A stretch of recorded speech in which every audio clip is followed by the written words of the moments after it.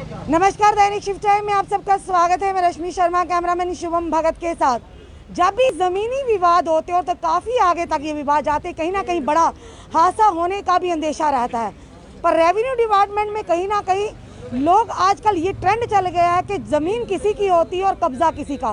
काफ़ी सारे केसेस हमने अपनी जनता के सामने भी लाने की कोशिश की, यहाँ के प्रशासन तक भी, कि डॉक्यूमेंट किसी की होते हैं पर कब्जा कोई कर बैठा होता, जिसके चलते ये विवाद एक बहुत बड़ा संगीन यानी कि इस तरह का बड़ा रूप ले लेता है कि जिसको संभालना भी मुश्किल हो जाता है।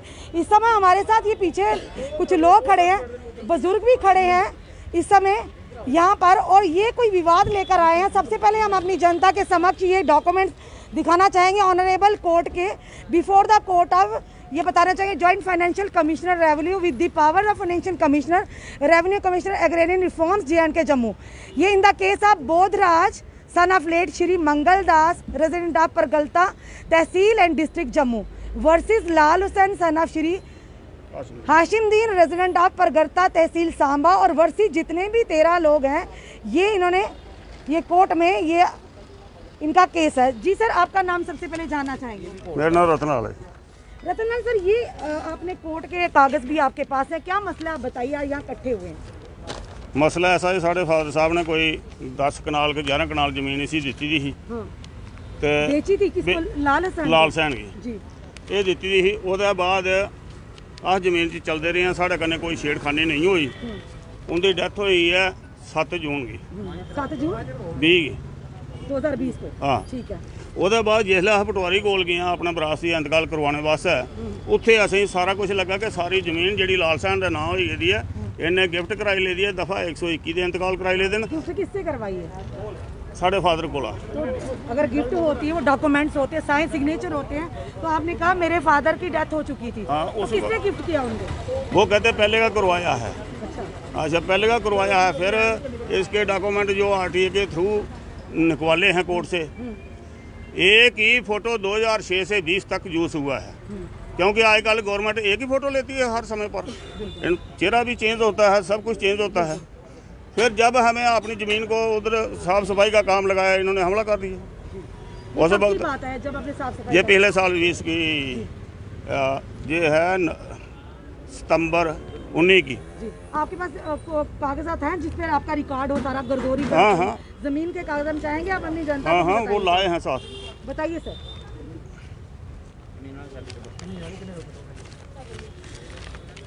बार बार हम अपनी जनता से कहते हैं जमीनी विवाद बहुत बड़ा बाद में बखेड़ा खड़ा करते हैं, तो कोशिश देखो ये ऐसा मसला इन्हें किते दा, जिसले जमीन पर हमला करना बड़े बदमाश कट्ठे करिए लिया उन्हें, उसलै पुलिस जी इंदे हक च होंदी है, रेवन्यू इंदे हक च होंदा। बड़े खज्जल होए असें, रेवन्यू ने कोई रिकॉर्ड नहीं दिता है। जब आप रेवेन्यू के पास गए कि आपने अपनी जो गिरदावरी लेकर गए, रिकॉर्ड लेकर गए, तो रेवेन्यू से क्या जवाब मिला आपको? उन्होंने बोला ये लाल सैन के नाम हो गई है सारी जमीन। ये कौन से ईयर में हुई है लाल हुसैन के नाम, आपको पता चला? जब ये अलग अलग है, वो पूरा रिकॉर्ड दिखाते हैं आपको कि साल में इसने करवाया है। तो कोशिश आपके पिता के मरने के बाद ये हुई है या पहले हुई? पहले हुई है। पहले हुई है। हम सर्विस करते थे ना, हमारे पास तो इतना टाइम नहीं होता था घूमने का। तो मे भी आपके पिताजी ने आपको नहीं बताया, उनके नाम कर दिया होगा, ऐसा कुछ? नहीं, ऐसा कुछ नहीं किया है। तो ये ऐसे 2 नंबर के कागज बनाते हैं। एक 4th क्लास आदमी है, 4th क्लास की कितनी इनकम होती है? आज तो इसके पास 400 कनाल ज़मीन है। आज 10 साल बैकग्राउंड पर जाएं, इसके पास एक फुल के नसीब ने है। इसको कहाँ से आया इसके पास पैसा? इनके खिलाफ एक मीडिया ने, पता नहीं पिछले साल की बात है, वो इंटरव्यू दिया था जी मीडिया ने, पता नहीं किया कितना कितना ज़मीन जो विदेशी पैसे पर ख़रीदा है। वो जो कॉलोनियाँ बनाई हैं, वो खाली कॉलोनियाँ बनाई हैं कश्मीरियों के लिए, वो खाली कश्मीरियों के लिए हैं। आज देखें, जो JDA की लैंड थी उधर 1825 कनाल एरिया था, परकाल था, मल्होट ग्राम में, तो आज उधर 2 मरले भी नहीं है, 3-3 छत बिल्डिंगें बन गई हैं, वो सारी इन्होंने बेची है।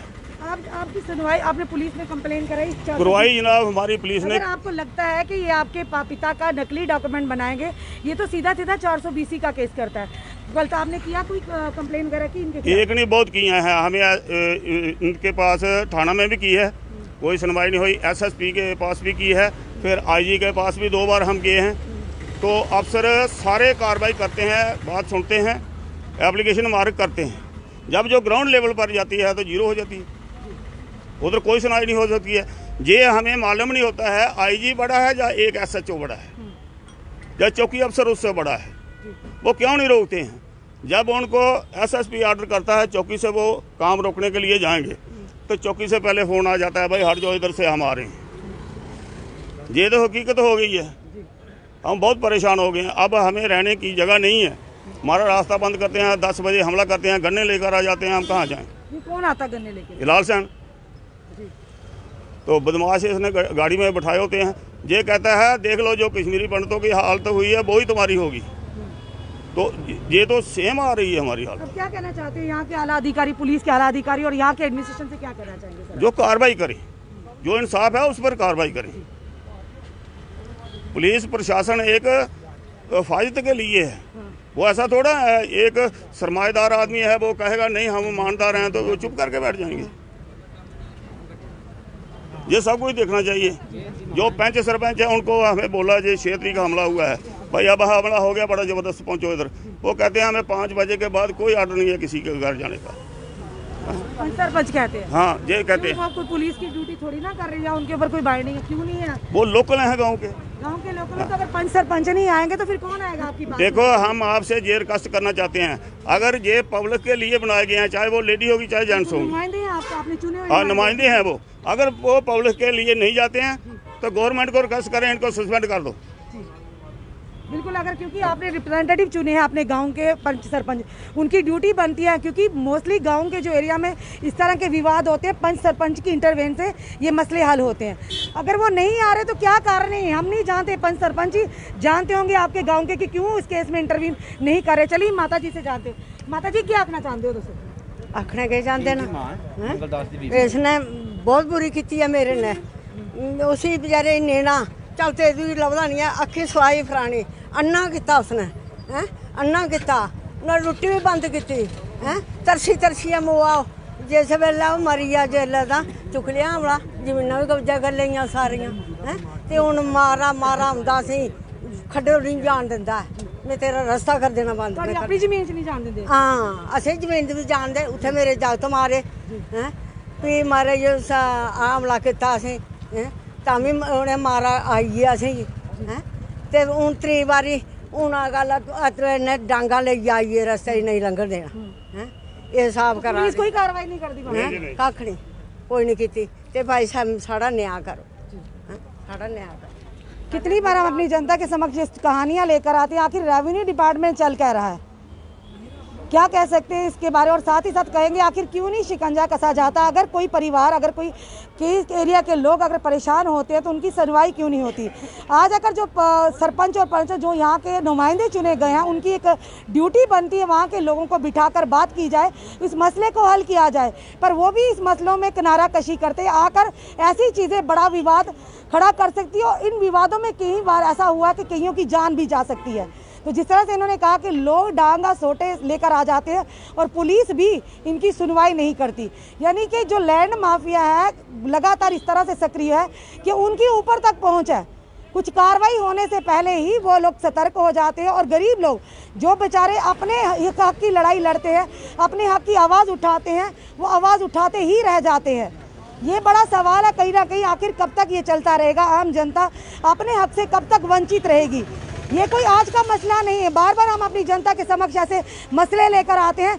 ज़मीन किसी की, गिरदावरी किसी की, डॉक्यूमेंट किसी के पास, पर कब्जा किसी और का होता है, और वो कब्जा भी होता है अपने रसूख के दम पर, अपने इन्फ्लुएंस के दम पर होता है कब्जा। पर आम जनता की सुनवाई आखिर कौन करेगा?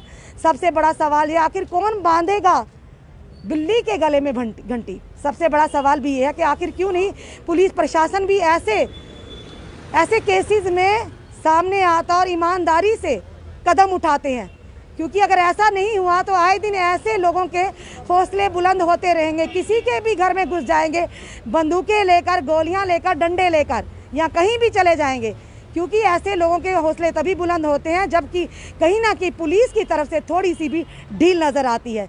हम अपने चैनल के माध्यम से लेफ्टिनेंट गवर्नर रेवेन्यू के जितने भी ऑफिसर, उनसे भी रिक्वेस्ट करते हैं कि इस केस में इंटरवेन किया जाए, ताकि ये जो मसला है ज़मीनों जायदादों का एक बड़ा बवाल बनकर सामने ना आए, ताकि यहीं सुलझ जाए। चलिए देखते हैं आने वाले समय में क्या कार्रवाई होती है। जुड़े रहिए ऐसे हमारे साथ अगले अपडेट के लिए। जय हिंद, जय भारत।